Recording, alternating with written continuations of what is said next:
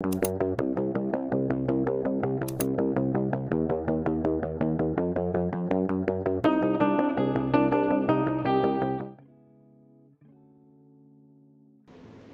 tal? ¿Cómo dicen que les va? Espero que estén muy bien. Les doy la bienvenida una vez más al canal y a otro episodio de Cafecito del Día, donde nos sentamos a hablar sobre novedades en relación a lo literario y en general, y debatimos, charlamos del tema del día, recomiendo libros, series o películas, y a lo último comparto un regalito audiovisual por bancar la parada. No te olvides de suscribirte, darle like y compartirlo a quien creas que le puede gustar. Sin más que decir, empezamos. Empezamos con una novedad que, bueno, se terminó en realidad, que se trata de la Feria del Libro en Argentina. Lamentablemente este año no pude asistir como el año pasado, pero me fui enterando cosas y estando atenta a lo que pasaba en torno a la feria. Quien inauguró la Feria del Libro fue Liliana Hecker. Su discurso impecable, chicos, no solo por la oratoria, sino por el hecho de denunciar todas las atrocidades que estamos viviendo estos últimos tiempos en Argentina, en relación a las decisiones políticas del gobierno de turno que no favorecen bajo ningún punto de vista ni a los trabajadores, ni a los jubilados, ni a los estudiantes, y en donde la desocupación aumenta, el ajuste está a la orden del día, y hay recortes de todo tipo, ya sea en la educación, la salud y la cultura, donde cada día hay más pobres y más personas que se siguen beneficiando a costa nuestra. Entonces a Liliana no le tembló el pulso al dejar en evidencia que los intereses del gobierno no son eliminar a la famosa casta ni favorecer a los laburantes, sino apuntar contra nosotros, y que además busca como enemigo central a la cultura y a la educación. Liliana mostró preocupación ante los ataques sobre la divulgación científica y los medios que favorecen el desarrollo de la cultura y la difusión de información, y que estos son o intentan ser eliminados constantemente.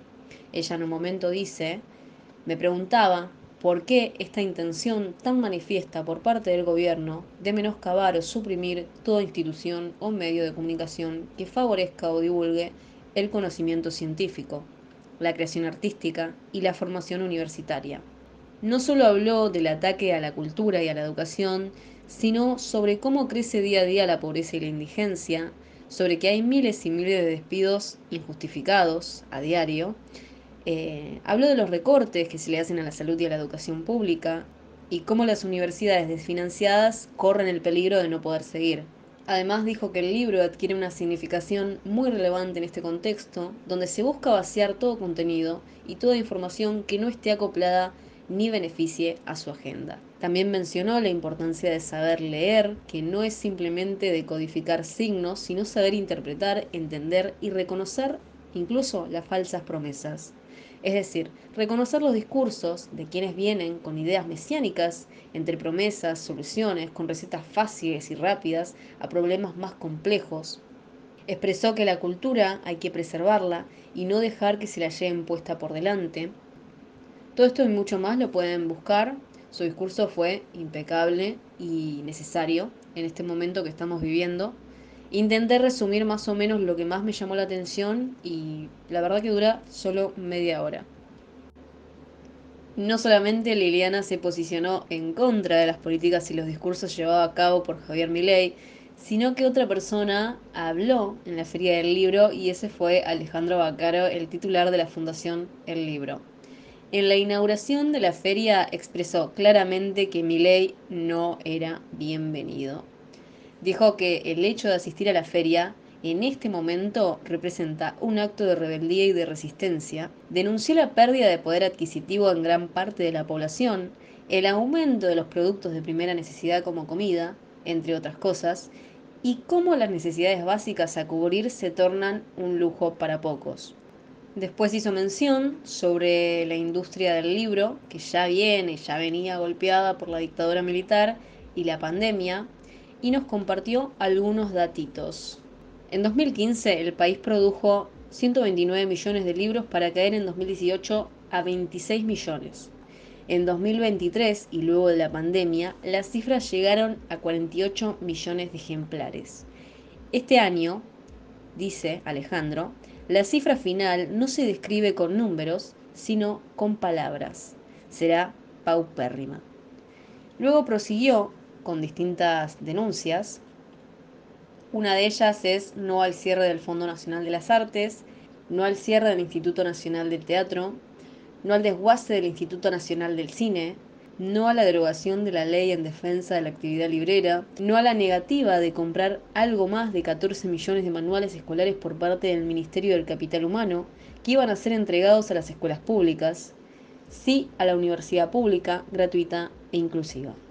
Contó las razones por las cuales Milei no fue bien recibido en la feria, que dice más o menos así. Pero esto no es todo. Luego de despreciar nuestra feria, el presidente no se sonroja y pide participar en este espacio, cuya presencia está prevista para el próximo domingo 12 de mayo. Su participación en la feria implica una serie de derogaciones también extraordinarias que la Fundación El Libro no puede afrontar. Hasta hizo una mención muy graciosa e ingeniosa relacionándolo con las respuestas que nos viene dando Milei hace rato de que no hay plata. Señor presidente, se lo digo con una mano en el corazón, no hay plata. Por lo tanto, todo lo ateniente a su seguridad y de la gente que concurra a su evento correrá por su exclusiva cuenta, o lo que es peor, será un gasto extra para el Tesoro Nacional. Impecable. Yo cuando lo escuché, ay, qué risa que me dio. Realmente me dio mucha risa. Este video también lo pueden buscar y lo van a encontrar. Sin dudas, Alejandro y Liliana sirvieron el plato, lo devoraron, la rompieron. No lo rompieron, la destrozaron. Eh, pero hablando en serio, me parece de suma importancia todo esto que fue sucediendo en la Feria del Libro, porque era necesario y porque sigue siendo necesario que haya más voces que sigan denunciando, como el gobierno se lleva o pretende llevarse puesto todo. Así que mis aplausos para ellos dos, la verdad, impecables. Otra persona que no recibieron muy bien en la Feria del Libro fue Nicolás Márquez, que para el que tiene la suerte de no conocerlo, se lo voy a presentar.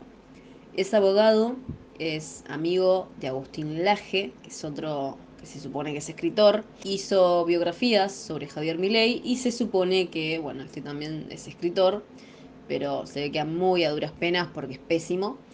Eh, y uno de sus libros más conocidos es el libro negro de la nueva izquierda.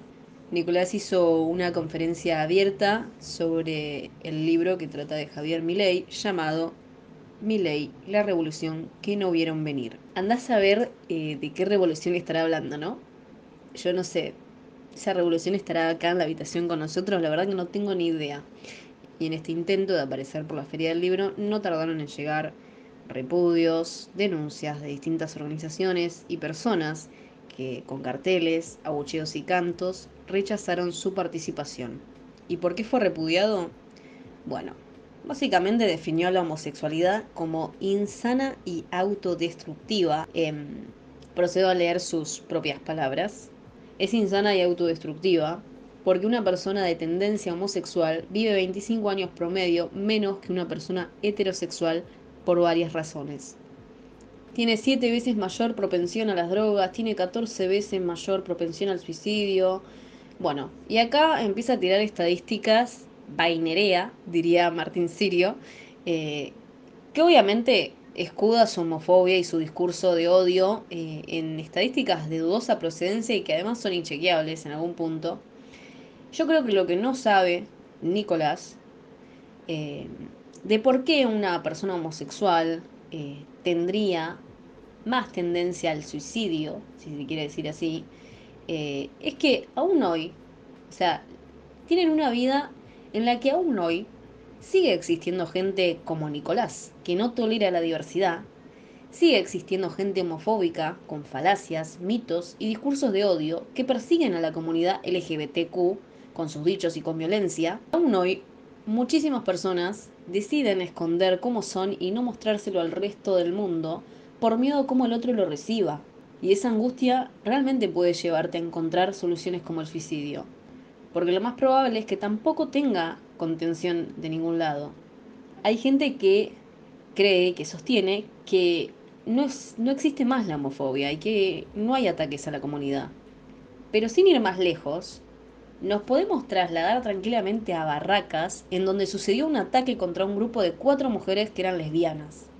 Estoy hablando del lesbicidio en Barracas que conmovió a toda la Argentina, y de la cual han hecho varias marchas, y una de las denuncias y gritos de justicia en la Feria del Libro, en presencia de Nicolás, fue este caso de Justo Fernando Barrientos, que vivía en el mismo hotel que esas 4 mujeres llamadas Pamela Cobas, Roxana Figueroa, Andrea Amarante y Sofía Castro. Un domingo 5 de mayo, pasadas las 12 de la noche, Justo Fernando arrojó un explosivo a la habitación en la que estaban mujeres lesbianas que intentaban salir de su hogar luego de ese ataque. Pero el mismo hombre, le bloqueó la puerta. Por lo que tengo entendido, de esas 4 mujeres, la única que sobrevivió y que están tratando es a Sofía Castro. No fue casualidad, no sucedió porque sí, sino que fue un ataque directo. Tiene nombre, fue un lesbicidio y el Estado es responsable. Muchos dicen que tienen libertad de expresión a la hora de dirigirse hacia la comunidad LGBTQ, pero después rascamos un poquito ciertos discursos y vemos que en el fondo de todo ese discurso está el odio y el ataque continuo a los derechos de la misma comunidad. Pero yo lo que quiero que entiendan es que lo de Nicolás Márquez no es una mera opinión, mucho menos un discurso inocente. El hecho de que el gobierno siga promoviendo y legitimando estos discursos tampoco es inocente. Y no hay que restarle importancia, por más que sean palabras, porque esto llega de algún modo y luego se materializa en casos como el de Barracas. Y negar todo esto nos vuelve cómplices. Bien, ahora pasamos a otro momento. Ahora ya empezamos en otra situación. Esta es la primera vez que traigo algo así al canal, así que vemos cómo nos va. Porque me voy a salir un poco de los libros y voy a ir al mundo de las series. Yo sé, yo les vengo avisando, chicos, yo les vengo avisando que voy a hablar de películas, de series. Esto no va a ser solamente de libros, ¿eh? Así que no se acostumbren. No se acostumbren que por ahí un día termino hablando de una receta de, no sé, qué sé yo, de cómo hacer pan. Así que esto va a variar y bueno, yo les avisé. Todo el mundo está hablando de esto. Hay muchísimos análisis, reseñas y diagnósticos sacados de la galera. Hay muchas personas entusiasmadas con este tema. Estoy hablando de la nueva serie llamada Bebé Reno, que se estrenó en abril de este año en Netflix. Está dirigida y protagonizada por Richard Katt, que es quien cuenta, mediante esta serie, acontecimientos reales que le sucedieron a él mismo. Trata de un hombre llamado Danny, o Danny, como quieran decirle, que vive con su ex suegra, ya que no tiene dónde caer muerto. Trabaja en un bar mientras aspira a ser un famoso comediante, aunque le vaya mal en ese proyecto. Pero un día, atendiendo en el bar, aparece una mujer llamada Marta, que dice que es abogada, con mucho dinero, con cierto renombre y que suele rodearse de personas importantes. Aunque es raro, porque no tiene cómo pagar la bebida que le pide a Donnie. Esto a él le llama muchísimo la atención, pero se desentiende y dice, bueno, no pasa nada, va por mi cuenta. Luego de ese día, ella asiste regularmente al lugar y él suele invitarla porque nunca tiene plata para pagar. De alguna forma, esta mujer termina por obsesionarse con él al punto de conseguir su mail, su Twitter, su Facebook, para enviarle mensajes, comentarle publicaciones eh, y haciendo comentarios que van a ir subiendo el tono poco a poco hasta llegar al hostigamiento y la violencia. No sé cómo decirle, si Donnie, Dani, la verdad que he escuchado que lo dicen de distintas maneras, pero yo le voy a decir Donnie. Al principio no se preocupa por esto porque siente empatía por la mujer al ver que miente sobre su vida y que posiblemente esté pasando por una situación penosa. Por lo tanto, normaliza la situación y no piensa denunciar, ni ponerle una perimetral ni nada de eso. Después, con el tiempo, se entera que esta misma mujer ya tiene causas penales por hostigamiento y comprende que está siendo acosado. Luego de pasar situaciones límites y estresantes, decide denunciar a la policía, quienes al principio no lo toman en cuenta porque piensan que Marta es inofensiva y que no es un peligro para él, porque al leer ciertos mensajes fuera de contexto parece que es una conversación común, pero acumulando todos los mensajes y todas las situaciones se vuelve realmente preocupante. En el momento que él va a denunciar, nos muestra una de las tantas contradicciones que tiene y nos dice: ¿cómo estoy yendo a denunciar a Marta y no estoy yendo a denunciar a Darren? Entonces, con esa pregunta clave nos lleva al pasado, donde Donnie fue drogado y abusado sexualmente por un escritor que le prometía un futuro siendo famoso y buen comediante. Este mismo escritor en principio lo conoció en un bar donde él hacía stand-up y lo ayudó en cuanto, bueno, a lo escenográfico, guión y el manejo de chistes, al punto de que Donnie podía ver que le iba bien con este hombre, ¿no? Entonces ahí depositó confianza en él y cuando se reunía para hablar de esos temas, Darren lo drogaba y abusaba sexualmente. Todo lo que le sigue después son problemas sexoafectivos con su propia pareja, pareja con la que mucho después termina, cuestionamientos sobre su propia sexualidad, porque le empezaban a atraer no solo mujeres sino también hombres, cuestionamientos sobre la masculinidad y el temor, entre comillas, de haberlo perdido, lagunas mentales e imágenes de Darien, bloqueos en la vida personal, falta de autoestima y pérdida de sentido en general, excesos de todo tipo y una búsqueda constante de correr hacia el abismo, es decir, hacia el peligro. Tanto es así que la aparición de Marta en su vida lo hace sentir seguro. Genera que él se pueda ver como él quiere ser, entre halagos sobre rasgos masculinos o sobre su tipo de humor. Ella le brinda muchísima atención y él tiene un tipo de dependencia con Marta, al punto de obsesionarse, de ir a la casa a escondidas, de ver cómo vive, grabando sus llamadas, escuchándolas, entrando a su casa, ayudándola, sintiendo empatía e incluso hasta tocándose pensando en ella. Y cuando Marta logra calmarse, él la vuelve a traer como centro principal del problema y se vuelve un círculo vicioso. No voy a contar nada más por si quieren verla, pero bueno, el capítulo 6 donde él tiene un discurso, donde se supone que tiene que hacer stand-up, me parece una escena increíble, porque recuerdo que después de haber visto ese capítulo, tuve que hacer una pausa y darme un respiro para poder seguir con el otro, porque me pareció muy crudo y muy real. Realmente está muy lograda, desde los perfiles psicológicos hasta los actores, el guión, el tipo de humor, que en realidad no es una serie cómica, sino que al contrario, entre tanto drama y tanta tensión, le dan un respiro al espectador entre chistes y chistes, o escenas absurdas. Eso me pareció una genialidad también. El enlace entre su pasado y su presente y cómo una situación determina y te cambia la vida para siempre, entre otras cosas. No es por endiosar la serie, pero me parece que está bien planteada. Tiene una buena producción atrás, un buen análisis de perfiles psicológicos claros de cada personaje que hace que los mismos consumidores, en vez de hablar de lo que es realmente importante, que son las situaciones de abuso sexual, terminemos hablando de Marta y el acoso. Es decir, buscamos más a Marta en la vida real que al propio Darien. Pensamos posibles diagnósticos, el porqué de todo lo que hizo y dejamos de lado la situación que él vivió con el escritor. No es menos importante el acoso, es igual de preocupante, pero el abuso tiene también sus repercusiones y consecuencias muy graves para quienes lo sufren, y lo vamos a ver en Donnie, que es quien roza de manera inconsciente y constantemente zonas de peligro. La serie retrata también muy bien la relación que tiene el caso de Marta con lo que él sufrió antes de conocerla. Cómo con su baja autoestima, su necesidad de aprobación, la negación y la evasión hacia ese tema central de lo que le sucedió, se convirtió inevitablemente en otro problema. A mí particularmente me removió muchísimas cosas, me tocó cada fibra de mi cuerpo, eh, algo de todo lo que vi llegó y me parecía conocido. Me sentí identificada con Donnie y no entendía bien por qué.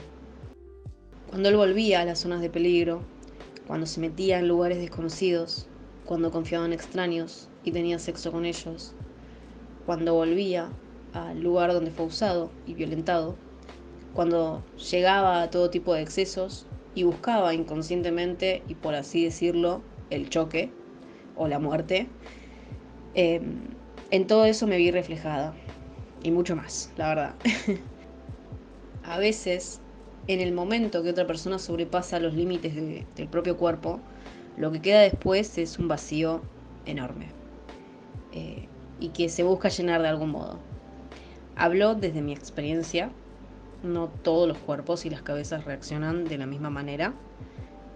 Una busca llenar ese vacío, busca respuestas, se hace muchísimas preguntas que en la mayoría de los casos no tienen respuesta y se tiene que convivir con el dolor. Perdón, no estoy llorando, tengo un pollo, te juro.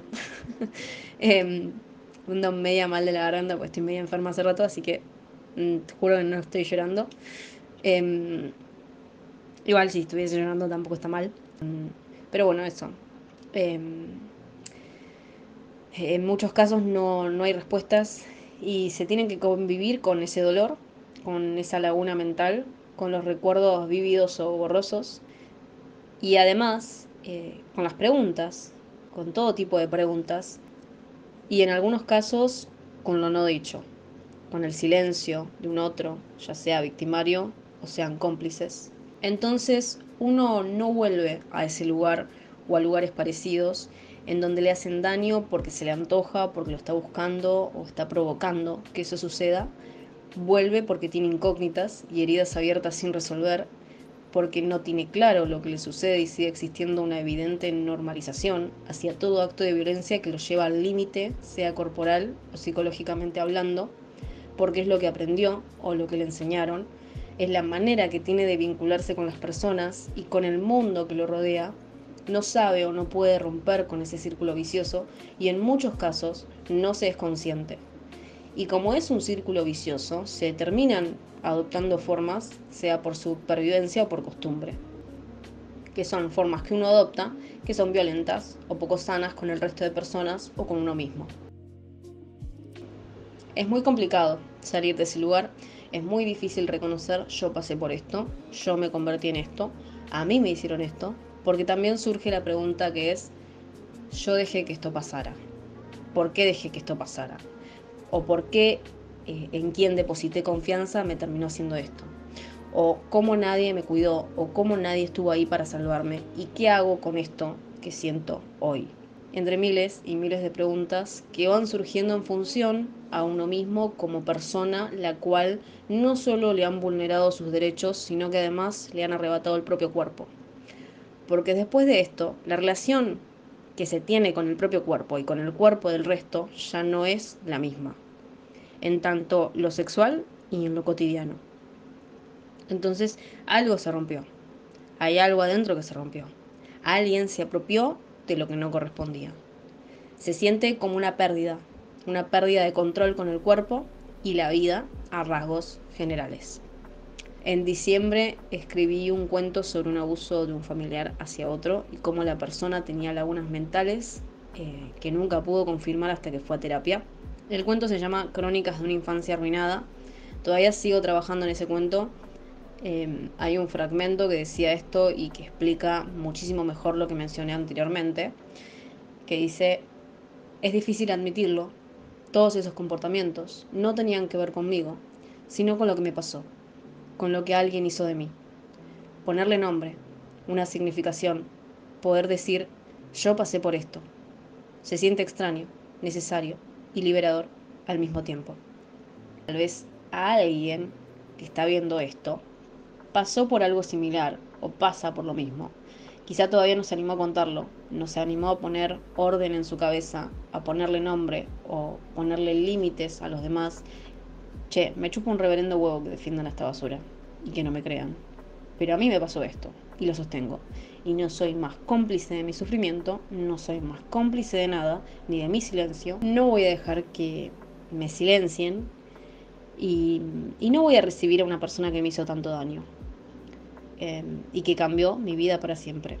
No voy a sonreír, ni ser sumisa, ni agachar la cabeza. Voy a cuidar y defender lo que nadie pudo hacer en su momento, que es mi cuerpo y mi cabeza. Para quien esté pasando por esto, quiero que sepa que no estás en falta, no sos la persona que está mal o que está fuera de lugar, no tenés por qué seguir soportando tanta carga en soledad, mereces ser comprendido, mereces ser escuchado y cortar con este círculo vicioso tener vínculos más sanos, poner limitaciones a los demás, mejorar la relación y tu visión respecto a tu cuerpo. No hace falta que sea todo ahora y que mandes todo al carajo. Lo primero que tenés que hacer es buscar tu lugar seguro. Un amigo, un conocido, quien sea. Ir a terapia, hablar, escucharte, escuchar tu cuerpo, lo que tu cuerpo tiene para decir hace tiempo, y no castigarte con eso que te pasó porque no fue tu culpa ni tu responsabilidad. Las cosas se van a ir dando a tu tiempo y todo se va a ir organizando. Pero primero hay que ponerlo en palabras. Tenés mis redes sociales para comunicarte por cualquier cosa que necesites. Relacionando con el tema del día, eh, hoy les traigo una nueva recomendación de un libro llamado Los suicidas del fin del mundo, de Leila Guerriero. Todo muy pum para arriba, chicos, sí. Leila Guerriero es escritora, periodista y cronista argentina. Este libro se publicó en 2005. Si vos estás pasando por una situación respecto a este tema, es preferible no leerlo y dejarlo para después. El libro es una crónica. Una crónica, para el que no lo sabe, tiene que ver con la recopilación de hechos históricos. No tiene ficción de por medio, sino que se busca una verdad, o al menos se busca una mejor aproximación a los hechos, y, y estos mismos hechos están narrados de manera cronológica. Leila Guerriero entonces recopila historias trágicas en un pueblo del sur llamado Las Heras, que queda en Santa Cruz. En 2002, Leila se acercó al pueblo para investigar y tener información respecto a una ola de suicidios que ocurrieron a finales de los 90. Luego de un suicidio de un joven, existió una cadena de suicidios que le siguieron. Y la periodista de algún modo se preguntaba qué era lo que ocasionaba todo esto. Buscó la relación en los casos, yendo a entrevistar a personas del pueblo, a familiares y amigos de las personas fallecidas. Eran casos muy diferentes entre sí, que sufrían distintas cosas, que posiblemente los llevó a ver el suicidio como un escape ante los problemas que atravesaban, como embarazos adolescentes, violencia intrafamiliar, rumores del mismo pueblo, problemas familiares, abusos, depresión como una de las causas y pobreza. Pero lo que encontró a rasgos generales, que relacionaba los casos en algún punto y se entrelazaban, es que primero en principal los suicidas eran todos jóvenes y vivían en un pueblo donde hacía muchísimo frío, con un viento descomunal, no ese vientito que estamos acostumbrados nosotros, los que no vivimos en el sur, sino un viento realmente terrible, en el cual no pueden ni andar en bici, ni salir de casa, ni hacer cosas cotidianas. Vientos que superan los 100 kilómetros por hora. Tan fuerte es este viento que en una entrevista Guerriero cuenta lo difícil que era dormir para ella por el ruido que ocasionaba este viento.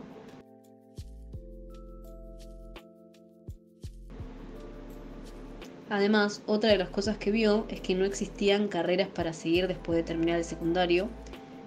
No había fuentes de empleo, no había cines, no había eventos, no había plazas, ni ningún tipo de opción para salir y despejarse. El clima tampoco ayudaba. Entonces, en ese contexto de encierro, de desocupación, de desempleo, de nula esperanza para el resto de los jóvenes que tenían que rebuscárselas para subsistir y que en muchos casos debían irse a otra ciudad y que en la mayoría de los casos muchos no tenían esa oportunidad. Lo que termina generando entonces una pérdida de sentido. En el pueblo existían distintos mitos en torno a los suicidios, en búsqueda de una explicación de por qué pasaba todo eso, y uno de ellos era que los culpables de todo eran las sectas, por ejemplo. Me gustaría leer algunos fragmentos que más me interesaron y que creo que se explican mejor por sí solos. Acá si no sos fuerte, si no tenés empuje, se te van apagando las ilusiones. A veces, no te creas, yo creo que esa idea de quitarse la vida la ha tenido todo el mundo. Es que te cansa. Eso, te cansa. Señaló la puerta. El viento pateaba para poder entrar. Cerca de ahí, una sobrina le gritaba: Tío, se mató Carolina. Se mató Carolina. ¿Cómo se va a matar? Si iba a buscar al pibe para una fiesta, si iba a ir al acto, como si eso, una promesa, un plan, un simulacro de futuro, pudiera ser, una vez más, el escudo infalible contra toda muerte. Muchas editoriales rechazaron este libro por el tema que toca, que es el suicidio, que era y es un tabú, algo de lo que no se suele ni se solía hablar, eh, pero que finalmente tuvo su lugar en las editoriales. En una entrevista, Leila comentó que le interesaba mucho el tema sobre el suicidio desde muy chica, que solía leer a filósofos existencialistas franceses, y ahí fue cuando se encontró a Albert Camus con el mito de Sísifo, eh, y al leerlo le removió algo y sintió mucha curiosidad con estos casos. Nunca tuvo ideas suicidas, pero sentía que podía comprender el suicidio. Lo que sí, tuvo experiencias cercanas de personas que se han suicidado, como por ejemplo una amiga. Ese fue un acercamiento temprano. Y en la entrevista recordó la vergüenza de la novedad del momento, el silencio en torno al recibir esa noticia tan trágica y cómo el suicidio era una mala palabra. En una parte de la entrevista dijo lo siguiente: hay una falta de escucha social, ausencia de la conversación de ciertos temas como el suicidio, la falta de perspectiva para los jóvenes. Todo eso que está ausente termina produciendo un silencio estruendoso y mucha gente termina explotando por eso. El suicidio es un problema social real y no se habla del tema. Es cierto que los suicidios ocurrieron a finales de los 90, pero también es cierto que en 1991 comenzó el proceso de privatización de YPF bajo el ala de Repsol y el gobierno de Menem. De este modo, Santa Cruz se transformó inmediatamente en el segundo territorio más importante de petróleo en todo el país. Y este no es un dato menor. Guerrero nos lleva a un primer acercamiento en el primer capítulo y nos dice: en 1991 comenzó el proceso de privatización de YPF en manos de Repsol y el paraíso empezó a tener algunas fallas. Desde ese año gobernaba la ciudad un hombre del peronismo, Francisco Vázquez, que permaneció en la intendencia hasta 1999. Durante su mandato, YPF redujo el personal, tercerizó procesos y de tener aproximadamente 50.000 empleados en todo el país, pasó a tener 5.000. No hubo cómo evitar el impacto. De a poco, con más ímpetu, desde 1993, la crisis hizo furor en la ciudad. En 1995, el desempleo trepó el 20% y 7.000 personas se fueron de las eras. En el capítulo 2, hace mención a los suicidios en cadena. Fueron 12. Entre marzo de 1997 y el último día de 1999, se suicidaron en las eras 12 hombres y mujeres. 11 de ellos tenían una edad promedio de 25. Ese fue un fragmento del capítulo número 2. No es casualidad que los suicidios coincidan con la época en que gobernaba Menem y donde todas sus decisiones políticas neoliberales golpeaban salvajemente a los sectores más pobres y más precarizados. Hay una relación evidente entre las decisiones de los más jóvenes sobre no continuar con sus vidas respecto a la crisis económica que estaban viviendo en ese momento y cómo sus recursos naturales eran explotados y además no habían fuentes de trabajo. Hay dos fragmentos que me guardé para mostrarles que retrata esto de una forma muy cruda y que me gustaron además bastante.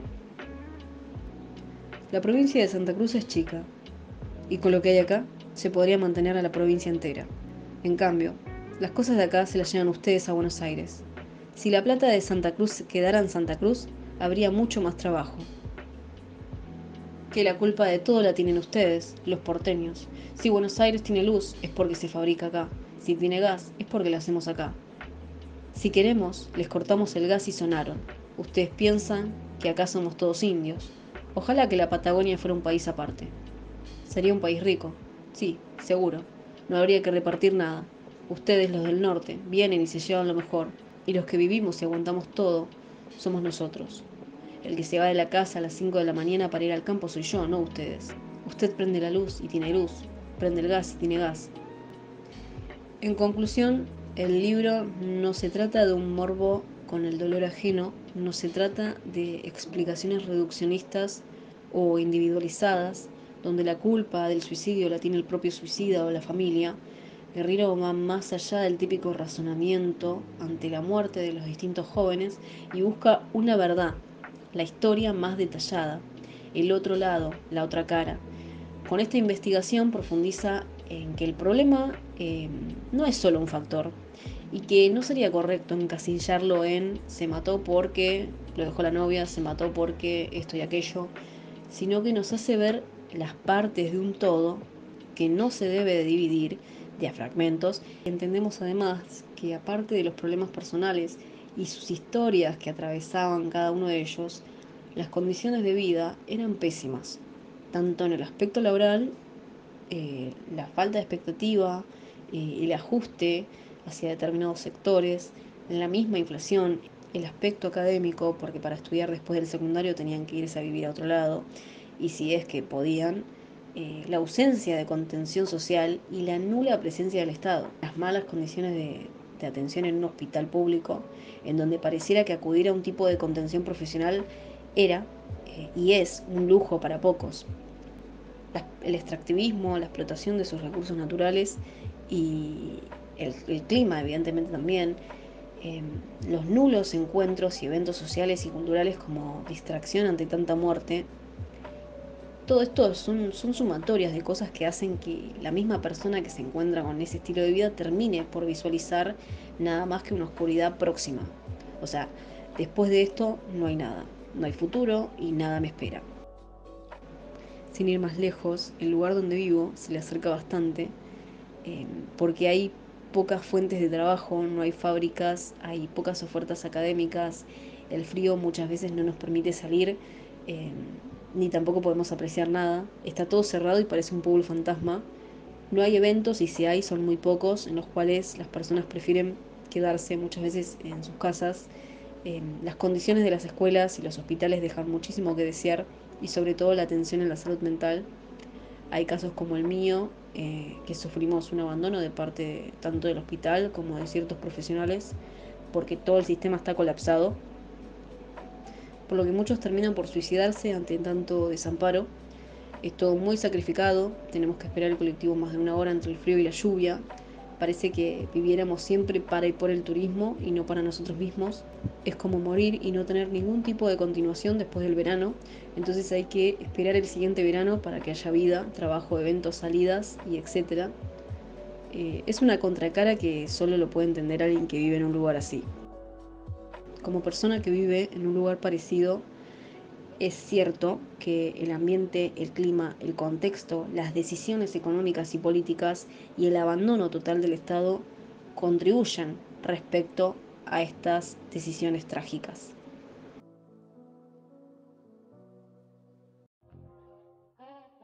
Salvada y tan destruida por mis propios excesos, noches dionisíacas, exceso de versos, de besos, de mi sexo y el tuyo, del vino y mi deseo asesino, de enamorarte, de que seas mío y que te atrevas a todo lo que se te ha negado, lo que ocultás, lo que puedo ver. Sé que estás detrás de tus ojos, salvada por mis demoníacas formas de salvarme, aullidos y alaridos de placer, salvaje placer, salvada por la oxitocina del amor en esta noche, erotizarte tanto, tanto, que no sepas quién sos, que te olvides de vos, que te acuerdes de mí, hacerte perder la cabeza por un instante, que termines por un momento siendo mío, que el mundo empiece en vos, que vos acabes en mí, erotizarte tanto entonces con mis tormentos, probar el suave néctar, jugo sigiloso que recorre tus piernas, que recorre mis pechos, que me recorre entera y cae lentamente sobre mis labios. Permitir que me salves solo por esta noche, pero no te des el gusto, macho egocéntrico. Mañana me salvará una antología de poesía el vino u otro hombre, cogiéndome por la noche, en algún coche escondido en los matorrales de un pueblo cómplice de tanto sadismo.